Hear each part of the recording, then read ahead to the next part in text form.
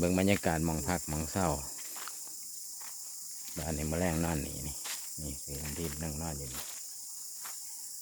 มองพักก็เป็นลำหัวนี่นาแรงความสวยงามนี่มันของเป็นทางของธรรมชาติเครื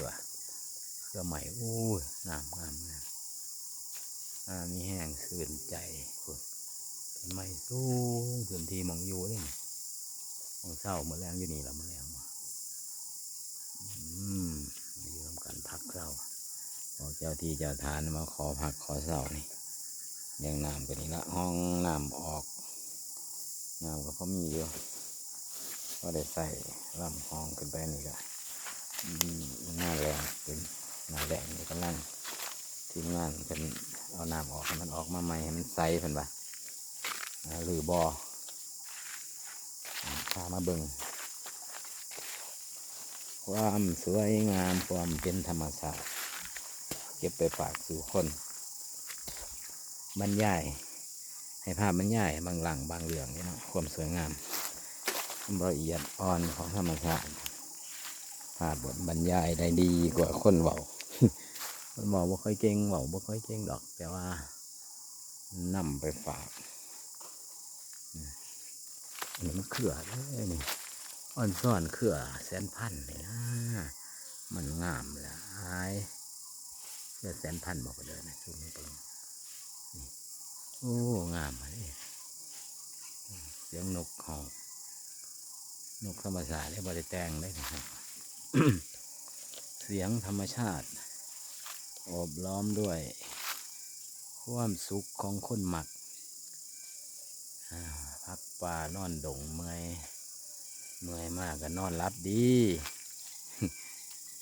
ว่ามันยาเสี่ยงเมียงพุ่นละ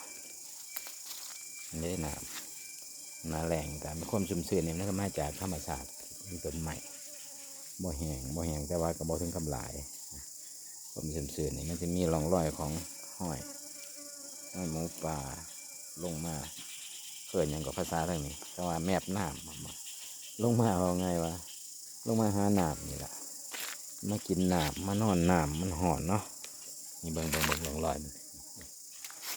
เบิ่งนี่เด้อหมูป่าดุดได้ไหมนี่มือ2 มือนี่ละนี่หมูป่าดุดเบิ่งอุดมสมบูรณ์มากก็มาบ่ได้มีอย่างหรอกมาเบิ่งมานอนมาอะไรสิหรอกทีมงานเพิ่นไปมันจะเป็นยังไงล่ะมาเลาะมันส่วนมากเนาะหอยหมูป่าดุดแตกแต่แล่นมาอยู่แถวๆนี้ลงมาเล่นน้ำนี่หอยดุดนี่แม่นเม็ดหมูป่าเขียดมือกันยังหลายอยู่เอาที่ลองลอยของการมันลงมาหาน้ำตามลำห้วยเป็นระยะบางมองก็มีเทิงบนก็น้องค่อนข้างใหญ่อยู่นี่ก็ลองลอยของหมูป่าหอยมันหอยหมูป่ามันดุดอยู่นี่ดูน้ำอันนี้ก็แม่เพิงหลายอยู่นี่ตอมมันจะแถวนี้แม่เพิงพวกมันเดินสมบูรณ์ต้นใหม่พูนสูงนี่นักเรียนกำลังคอยคำลง4 โมงแรงแล้วตอนนี้ก็พอมองอยู่ให้ข้าเจ้าก็ไปเลาะ หาแนวกิวแนวกินอยู่น้ำปลาน้ำดอน